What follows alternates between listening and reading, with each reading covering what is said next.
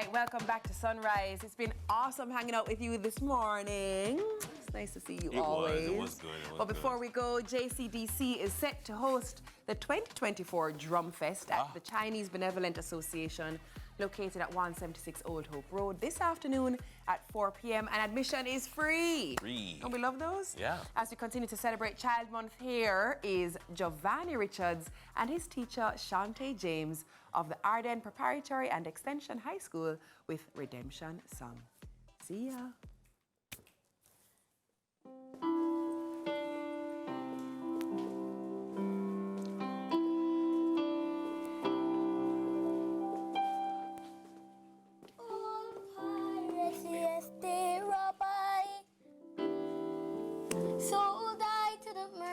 Ships. Minutes after they took high from the bottomless pit, but my hands was made strong, minding that the Almighty we forward in this generation triumphantly. Won't you help to sing this song of freedom? 'Cause all I ever had, redemption song, redemption song. Boy, boy, oh,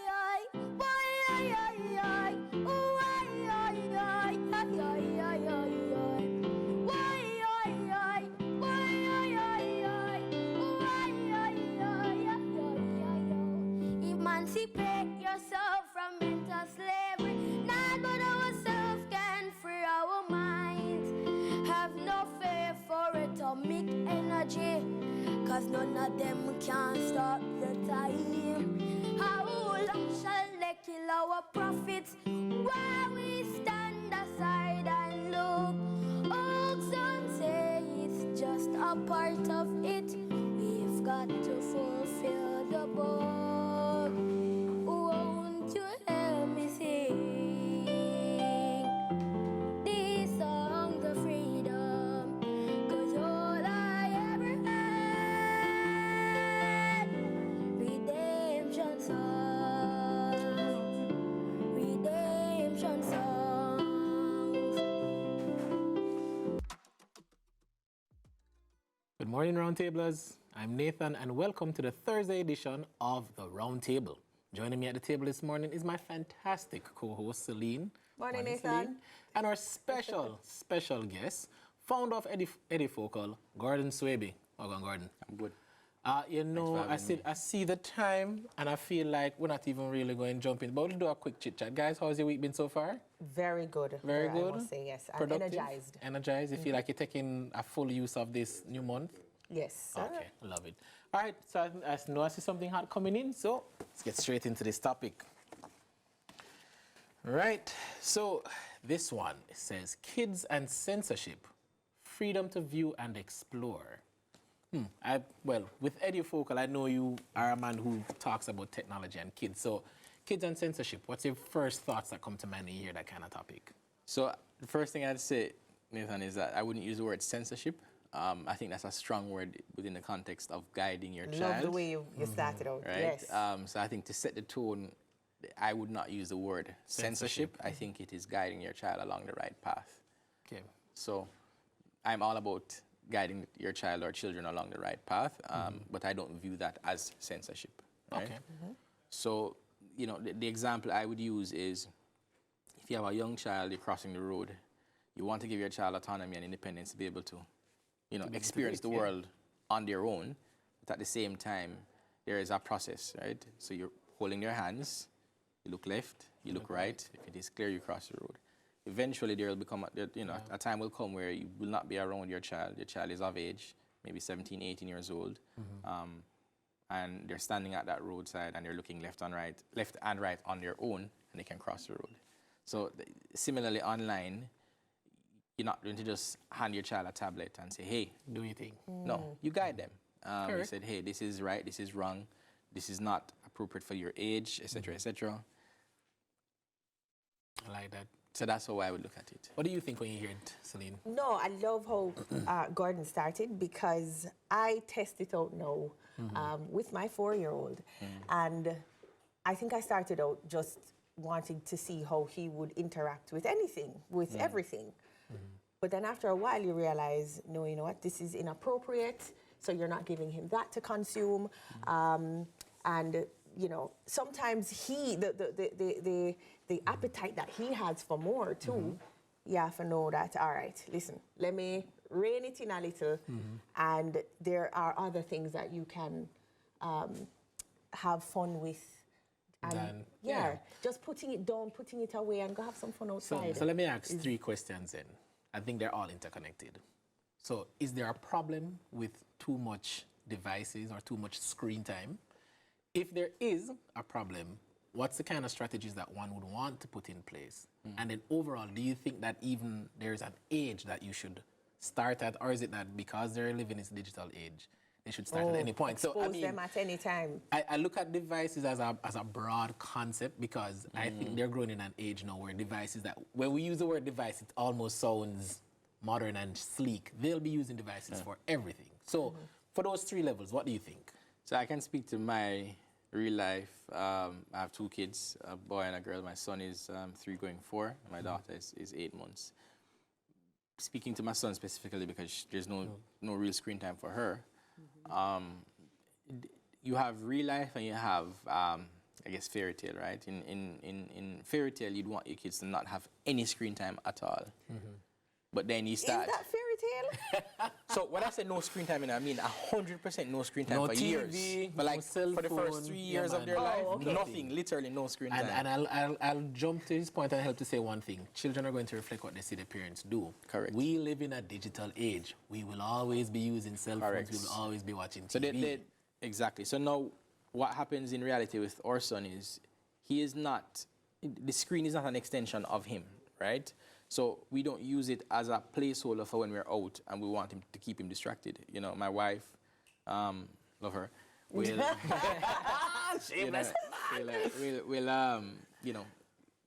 I don't even know how to explain it to you, but she creates, you know, experiences for her son. Okay. So for him, you know, he'll go out and he'll like be marking on stuff or doing things on paper, right? Whatever in church or elsewhere. That's his main point of engagement, not an iPad, not a tablet, right? Okay. But there are times, and I won't use the word rare, but sometimes, you know, he'll want to watch something on a screen and we'll give it to him, right? So like if he's in the car with us, he'll have a little screen time. But our rule is you leave it in the car. It's not going to leave the car. No, but hold on. EduFocus, right?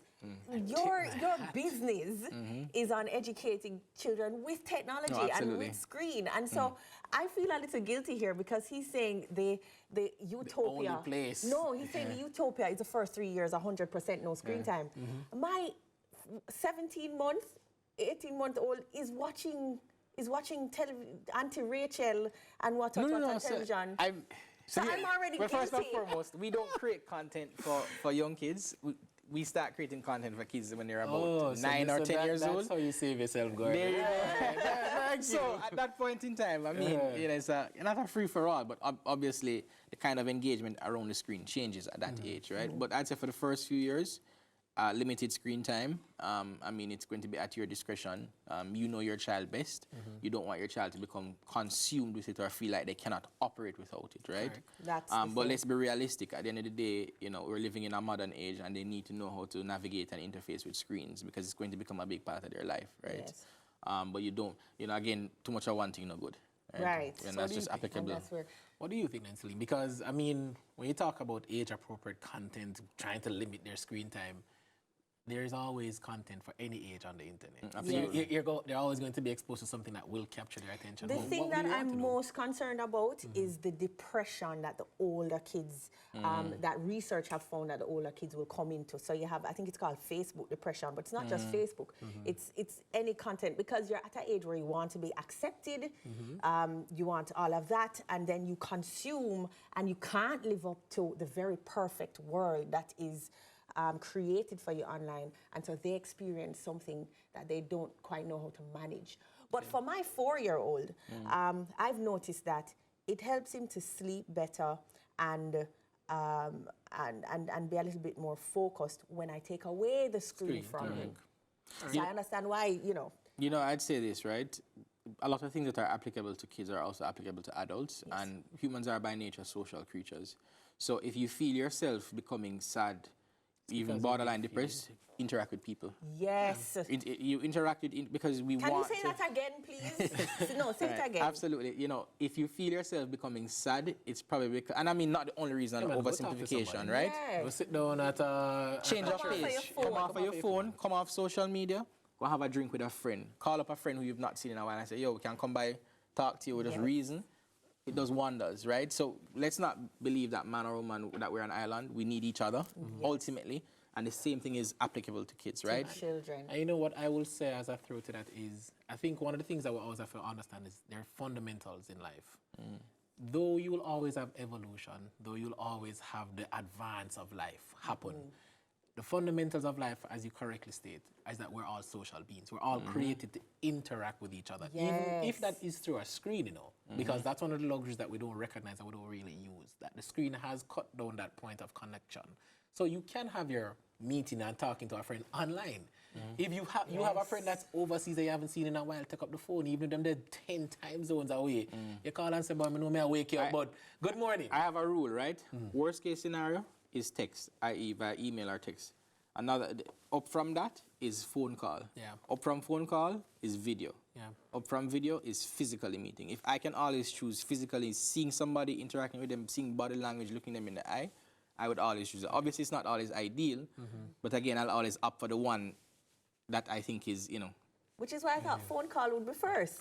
No, well, so I'm saying the worst one is text. Okay. Up from text, phone call. Yes. Up from phone call, video.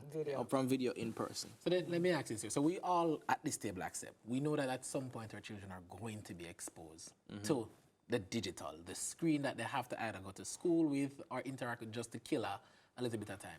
What do we put in place then? So I mean, for me, we all have, I guess our children are around the same age. I have a 4-year-old, so I thought YouTube Kids was the bee's knees, because yeah, man, you're giving me, but even with YouTube Kids, there still is a requirement for monitoring. So what do parents need to do? And I heard that this was a question that even came in on our YouTube itself. What's some of the things that we need to be doing as parents to monitor those spaces? What are the things that we need to be using? So there is no excuse for not learning how to use the tools yourself and also consume the content that your kids are consuming and doing research around it, right? So you can't put the screen in front of your child, give them YouTube Kids and say, just watch to your heart's content, because there may be programming on YouTube Kids that may not be in line with your values and attitudes in the home.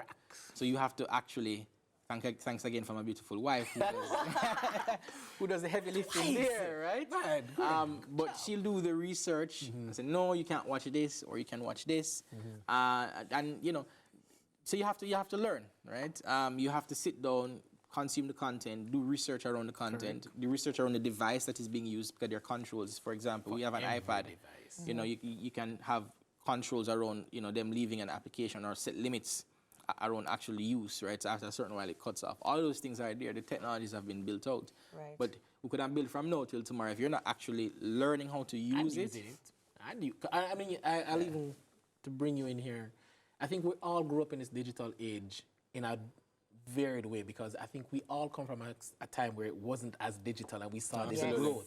Absolutely. But we used to think when we were growing up there wasn't really much limits. But now when you look into almost any device that is made now, Celine, tell me if you don't see it, there are parental controls, there's screen controls, on everything. And the apps have controls too. But can I say the programming too that we grew up on, I feel was a lot more violent and exposing than, I don't know, there's checks and balances now that we did not have. So I feel like 6 or half a dozen. So you feel like there should be at least some exposure to some of that bad, because it helps balance? So I think, do you think that? Let me ask that question. No? I'm not going to say it. So there are some things you don't want them to see. They shouldn't be seen like we saw Captain Planet. You don't feel them fair watch back Captain Planet then? Sure, them can watch Captain Planet. So what's the violence that you're worried about? Because in my mind, I'm saying that. So my parents didn't allow me to watch Royal Palm Estate when I was growing up, right? They didn't allow me to watch either, but they say Or every Young and Sunday the evening you stay home, and I'm going to church, you get to sneak a And you little. get to see. You know what I'm channeling though? I'm channeling my inner Shelly and Weeks, because I know she would also come and say, your wife has the time to do and put together activities for your son. And but what if you don't have the time? You're working. You really do need a distraction. And the truth is, instead of that child getting into trouble, they're inside watching or they're on tablet, and you were able to afford the tablet for them to even be on. Well, let me say it this way. I feel like that's something that is a necessary point. When we come back from the break, we're going to deconstruct how do we create, outside of screen time, that kind of fun activity for our kids to do, to kind of engage them back in the world that they exist in. But more on table is up after the break, guys. See you.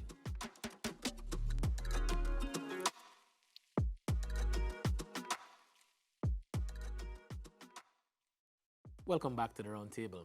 This morning the topic is kids and censorship, freedom to view and explore. And you know we say it at this table all the time flies when good things are happening, but you know what time it is. It is time for final thoughts. And I mean, we've been talking about parental controls, how to kind of give kids access. So in your final thoughts, I mean, you've removed the word censorship, you're allowing them to explore. What are some of the things that people need to be cognizant of as they allow their child to explore this new digital world that they exist in? I think that things are changing at such a fast pace. It is important that parents, guardians keep abreast of the technologies that are out there that they can use. So, for example, if you're limited on time, there's so many things you can do, right? You can control the websites, the applications that your child or children can access remotely from work, right? You can use the device itself, right? You can go online and read about the content that they're watching. And of course, everybody's circumstances are different. Yes. But ultimately, you have to design your life around the circumstances that you have or that you're in, and operate within that context. Because there are tools that exist that even if you're leading a busy schedule, you're not physically home, there's a lot that you can do to monitor your child, right? So I would say that those are my just real final quick, thoughts. talk about even Edifocal. I mean, the use of that type of technology and interacting with kids. Absolutely. So, I mean, you look at Edifocal, for example. For the platform itself, if you want to limit your child to, just the Edifocal platform, using the Edifocal platform, you may not be able to be at home to monitor their test prep, but you can log in, their controls, you can see what they're doing on the platform. So those things are very, very valuable, right? Yeah. So again, within that context, you can't help them to prepare for their exams, for their PEP exams, for their CQ. Give them the tools to be able to... Correct, So exactly. So you can know if they're on it or not, right? We just released applications for Android and iOS. You can download. Same kind of controls exist. So definitely. For me, Nathan, it's know your child, having spent time with your child, to know what you need to censor. Not the best word, but what you need to limit for them. Because some kids really don't care about the iPad and this and that. They just want to go outside. Correct. And depending on your circumstance, maybe you don't want them to go outside, you just wish they'd stay inside. So know what it is that you need to do, designing your life for what you need to do for your child, and set some things in place. So it means taking some time to design what that looks like. Correct, love it. I think for me, I'll wrap up and be a little bit more fundamental and simple. I think there are a lot of things that have guided generations, and those things still permit to today. And if you train up a child in the way he should grow, you know the rest. You have to always remind yourself that in parenting, it's your choice. You are the one who's instilling your morals, your values on a child. So if you want them to have positive screen time, it's entirely about how you shape yourself and how you shape them. Love that. So let's be deliberate about the things that we do. I think that's one of the things we don't do in this world. We don't accept the deliberate nature of our own actions and the reflection they'll have on our parents. And shout out to my wife, who consistently has always created a kind of interactive environment. Outside of simply being screen time or whatever, there is fun activities. Go cut some paper, go get wet, go jump up in the kitchen and play in some flour. It's okay to get dirty, it's okay to get messy. No way, is that what we're doing this morning? Shout out to the spouses, big up yourself, shout out to the husband who designed there you go, good, a love very this. active and interactive life. for the boys that we have. No, we weren't trying to cut out anybody. I promise we weren't trying to cut out anybody. But guys, that's a wrap for the Thursday edition of Roundtable. Enjoy the rest of the day, guys. And as you go forward into the world, remember to be good and be on purpose with how you expose your children to the digital world. Love and love always. Bye, guys.